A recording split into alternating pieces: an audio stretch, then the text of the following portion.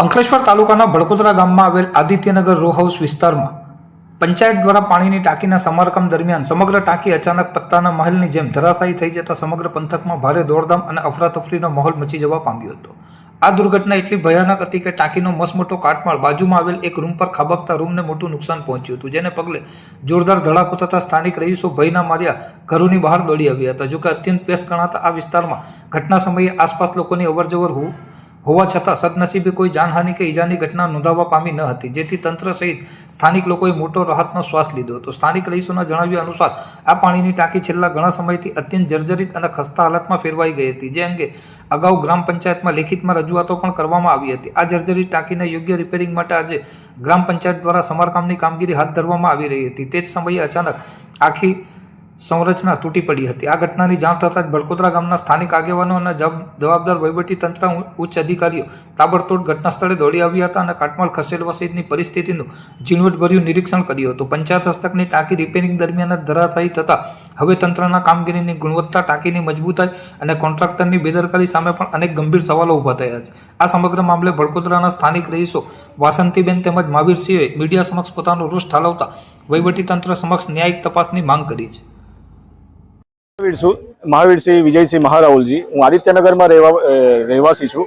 વારંવાર અમે ગ્રામ પંચાયતમાં અરજી પણ આપી છે કે ટાંકી રિપેર કરાવો, ગંદુ પાણી પણ આવે છે અને પાણીની ટાંકી ક્યારે પણ પડી શકે છે।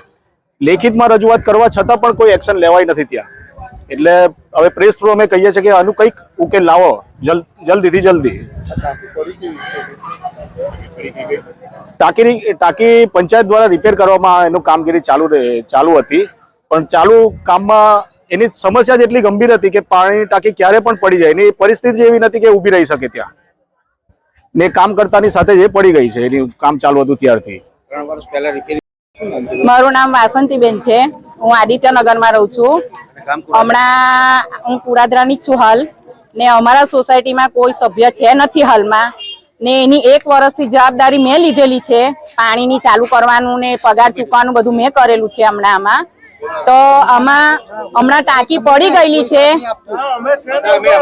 તો અમે રજૂઆત કરેલી કે ટાંકી નવી કરવાની છે, પણ એનું કોઈ નિકાલ આવ્યો નથી। ને અમે જૂની રિપેર કરવા માટે પણ મંજૂર કરેલા, તો આ જૂની પણ હમણાં મંજૂર થયેલી, પણ રિપેર કામ ચાલતું હતું, પણ હાલ કામ કરતા કરતા પણ તૂટી ગયેલું। તેમાં લેડીઝ પાણી છોડતી હતી, તો લેડીઝની પણ અમે જવાબદારી કીધેલી કે આનું જવાબદાર કોણ છે ભાઈ, તો કોઈ આગળ પડતું કોઈ હતું નહીં ભાઈ। આમાં લેડીઝ છે, સોસાયટીમાં આગળ પડતું સભ્ય છે તે પણ નથી ભાઈ, આમાંની અંદર કોઈ જ નથી આમાં કાર્યવાહી કર્યા વાળું આગળ।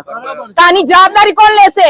એ લેડીઝ ની એની ઘેર કોઈ છોકરો નથી, છોકરી જ છે, છોકરી મરી ગઈ તો એનું કોણ જવાબદાર થશે? ચાલો, એના મા બાપ શું કરશે? એની કમાણી ક્યાંથી આવશે? બસ મારે આટલું જ કેવું છે। જય શ્રી કૃષ્ણ।